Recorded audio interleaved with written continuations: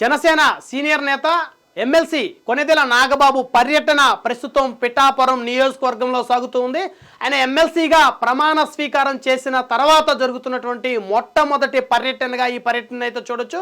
అయితే ఇంతకు ముందు జనసేన పార్టీకి సంబంధించినటువంటి అనేకమైనటువంటి కీలక వ్యవహారాల్లో నాగబాబు గారు వ్యవహరించినటువంటి పరిస్థితి ఉంది. అయితే ఆయన చొరవతోటి పిఠాపురం నియోజకవర్గంలో జనసేన పార్టీని ఆయన ఏకతాటి మీద నడిపించారని చెప్పొచ్చు.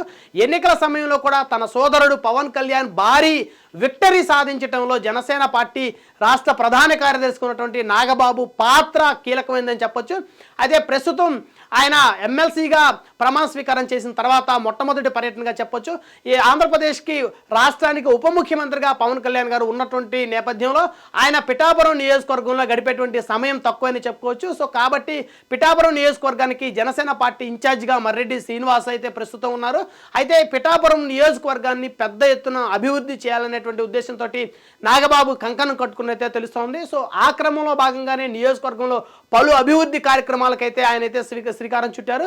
ఇప్పటికే ఆయన గొల్లప్రోలు మండలంలో అనేక అభివృద్ధి కార్యక్రమాలకు ఆయన శ్రీకారం చుట్టారు. గొల్లప్రోల్లో అన్నా క్యాంటీన్ని నాగబాబు కొద్దిసేపు క్రితం ఓపెన్ చేశారు. అదేవిధంగా గొల్లప్రోల్లో అర్బన్ ప్రైమరీ సెంటర్ దాదాపు 85 లక్షల రూపాయల ఖర్చుతోటి అర్బన్ ప్రైమరీ సెంటర్ని ఏర్పాటు చేస్తున్నారు. సో ఆ ప్రైమరీ సెంటర్ని కూడా నాగబాబు తన చేతుల మీదుగా ఆవిష్కరించనున్నారు. సో ఈ విధంగా అనేక అభివృద్ధి కార్యక్రమాలకు ఆయన శ్రీకారం చుట్టారు. అయితే మరొక పక్క పిఠాపురం నియోజకవర్గంలో టీడీపీ ఇన్ఛార్జి మాజీ ఎమ్మెల్యే వర్మకి అదేవిధంగా ఎమ్మెల్సీ నాగబాబుకి మధ్య గత కొద్ది రోజులుగా ఒక వార్ అయితే నడుస్తూ ఉంది.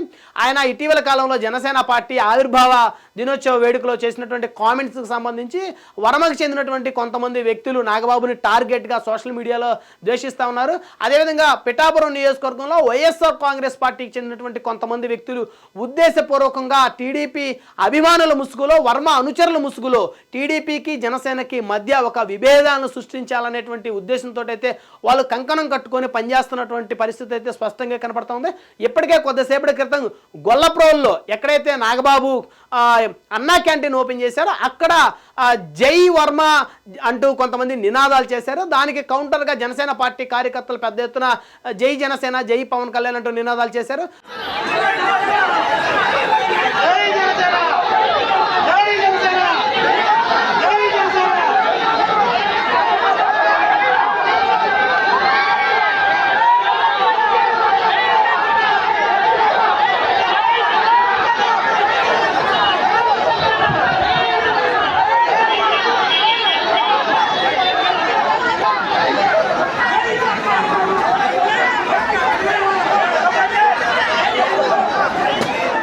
అయితే తెలుగుదేశం పార్టీ అంటే క్రమశిక్షణకి మారుపేరుగా చెప్పుకోవచ్చు. ఆ పార్టీ అధినేత ఆదేశాల మేరకు క్రమశిక్షణ కలిగినటువంటి ప్రతి కార్యకర్త ప్రతి నాయకుడు కూడా నడుచుకుంటా ఉన్న పరిస్థితి ఉంది. సో ఇక్కడ మాత్రం పిఠాపురంలో అందుకు పూర్తి విరుద్ధంగా కొన్ని చర్యలు అయితే కనపడతా ఉన్నాయి. అయితే ప్రత్యేకించి తెలుగుదేశం పార్టీ కార్యకర్తలు ఎవరు కూడా నిజాయితీ కలిగిన తెలుగుదేశం పార్టీ కార్యకర్తలు ఎవరు కూడా జనసేన పార్టీ అధినేత సారథ్యం వహిస్తున్నటువంటి నియోజకవర్గంలో గొడవ చేయాలనేది ఎవరు అనుకోరని చెప్పుకోవచ్చు. కేవలం వైఎస్ఆర్ కాంగ్రెస్ పార్టీ కుట్రలో భాగంగానే కొంతమంది వైసీపీ శ్రేణులు టీడీపీ నేత వర్మ అనుచరుల ముసుగులో జనసేన పార్టీ కార్యకర్తలని కవ్వింపు చర్యలు చేయటం అయితే చేస్తున్నట్టు చెప్పొచ్చు.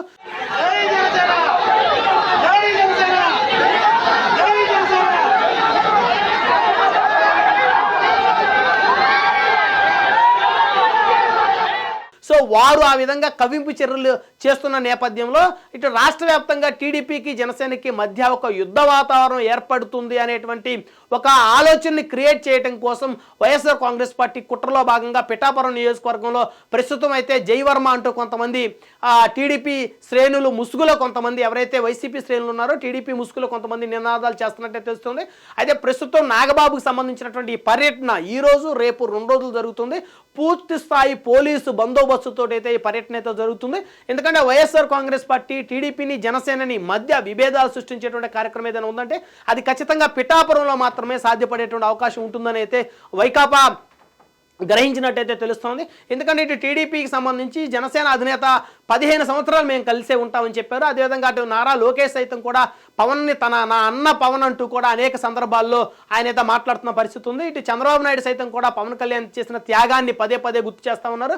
సో ఈ నేపథ్యంలో ఇక ఈ ముగ్గురి మధ్య ఎలాంటి విభేదాలు క్రియేట్ చేసేటువంటి అవకాశం లేదు కాబట్టి పిఠాపురం నియోజకవర్గంలో కొంతమందిని గనక తయారు చేస్తే వారిని టీడీపీ కార్యకర్తలు అదేవిధంగా వర్మ అనుచరుల ముసుగులో గనక కొంతమందిని గనక తయారు చేస్తే ఖచ్చితంగా అక్కడ ఒక యుద్ధ వాతావరణాన్ని క్రియేట్ చేయొచ్చు.